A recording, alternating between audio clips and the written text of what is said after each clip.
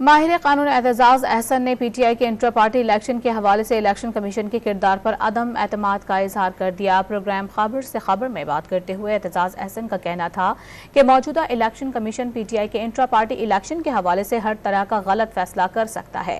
उन्होंने अकबर एस बाबर को भी घर बैठने का मशवरा दे दिया। अभी तक तो इलेक्शन कमीशन ने किसी की भी इलेक्शन को देखा ही नहीं, किया ही कुछ नहीं। सारे जो नून लीग है आप देख लो, जो प्रेसिडेंट और वो जो मरियम है वो वाइस प्रेसिडेंट, और सारे यहाँ तक कि पंजाब प्रेसिडेंट हमजा सब अनअपोज्ड हो गए। तो वोटर लिस्ट या वोट शोर की कोई बात ही नहीं है।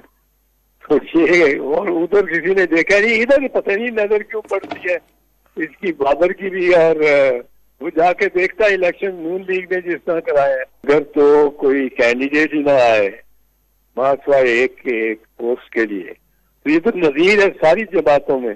कोई नहीं खड़ा हुआ। देखिए वो खुद लड़ने की ख्वाहिश का इज़हार कर रहे हैं। चेयरमैन बिलावल के अगेंस्ट कोई नहीं खड़ा हुआ। वो तो मेंबर ही नहीं है, वो उसको तो घर बैठ जाना चाहिए। ये जो इलेक्शन कमीशन है और इलेक्शन कमिश्नर है, ये को जो गलत काम कर सकते हैं वो करेंगे।